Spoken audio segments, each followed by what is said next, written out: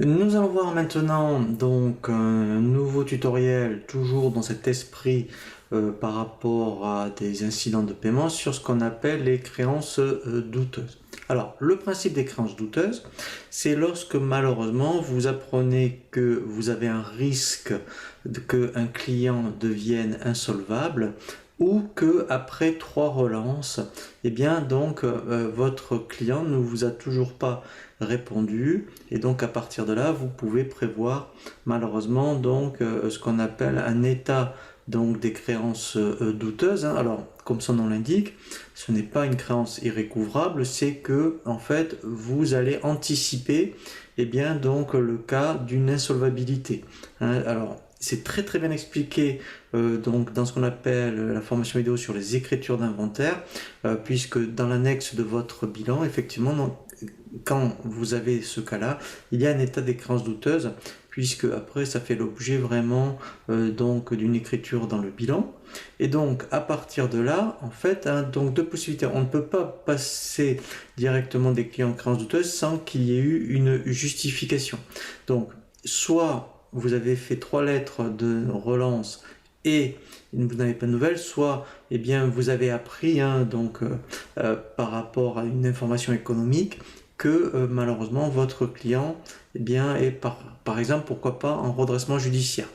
Donc à partir de là, eh bien, ici, ce qu'il va falloir faire, il va falloir donc basculer votre client en créance douteuse et ça fait l'objet d'une écriture comptable. Donc là, l'intérêt, c'est que c'est EBP qui va le faire pour vous.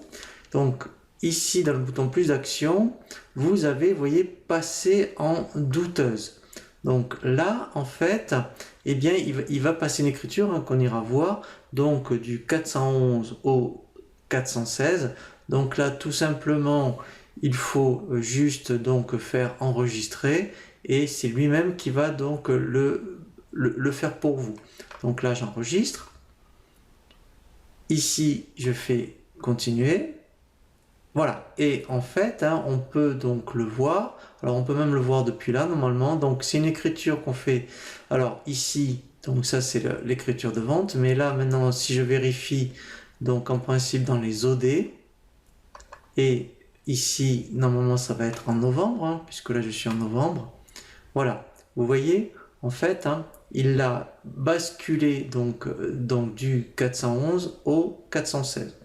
Donc, soit après, eh bien, vous en restez là et que après votre client peut malgré tout vous régler, donc ça c'est tout à fait possible. Donc après, effectivement, on peut même le faire depuis ici, c'est-à-dire que si votre client peut vous régler, on peut même le faire ici.